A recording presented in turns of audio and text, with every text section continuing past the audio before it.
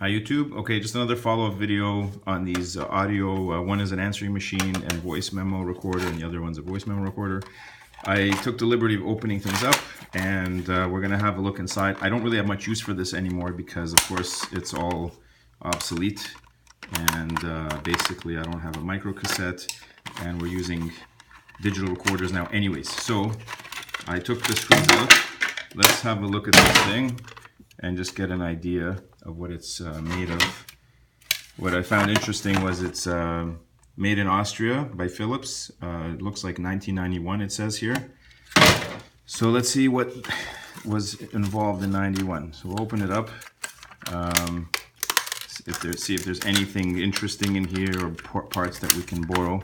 It's a little bit difficult to open this thing up, I find. There's an LCD display and some information there, some buttons. We can open this. It's hanging on here somehow. By what, I don't know. Looks like it's grabbing on there somehow. There's a screw that I failed to remove, I think. Maybe through here. Yeah.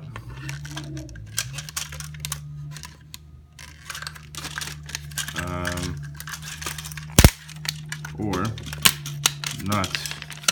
You know what?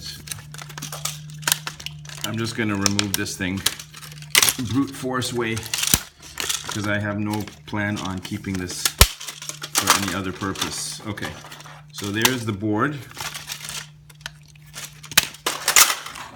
Okay, there are a number of potentiometers here, sliders for controlling various things.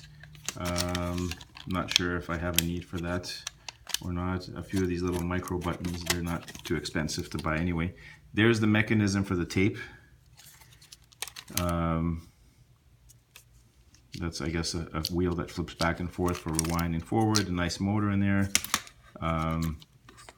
Seems like the rubber band and everything is intact in here. So not a bad mechanism. Probably built quite well. I'm not sure why this shield is around here for some reason. I mean, it's a heatsink. That's why for this. And I think that is it. Let me just see what else is here. The main thing driving this thing is this part by Philips. Your guess is as good as mine.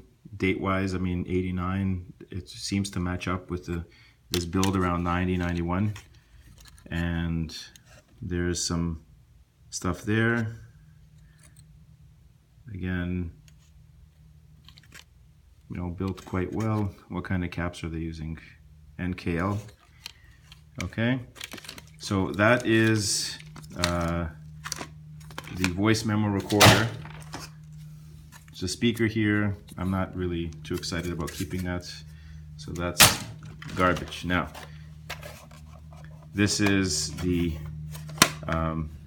basically an answering machine, old type.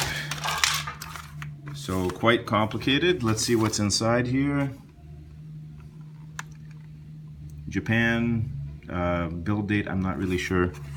Let's open this up again. The board just comes apart like this. A little bit easier than the other one. Remember, there are two tape mechanisms here because there are two tapes. One for the actual greeting and one for the messages. Right? So let's take that out and have a look. This is just going to be one huge assembly. Lots of motors and gears. Again, quite customized. I don't know what use I have for any of this stuff unless, you know, really I'm just going to pull the motors if anything. This is a speaker, nothing too exciting there. And the board is just this one large board with the phone jacks there. There are a few chips here. Other than this, quite sophisticated ones. I don't think these other ones on the other side do much. Okay, and that's it. A couple buttons, And yeah, fairly simple construction as far as the layout goes here, and it's just two-sided. I'm not sure what that is. Some weird crap on the thing there. Okay, but yeah, that's basically it for this board. And if I can find a date code, that would be good. But I can't seem to place a date on this, given by, you know, sort of the office equipment and related find. It would probably be the late 80s, early 90s construction. I wouldn't doubt it. So there you have it, and hope you enjoyed this video looking at some vintage office equipment. Catch you next time. Thank you very much for watching.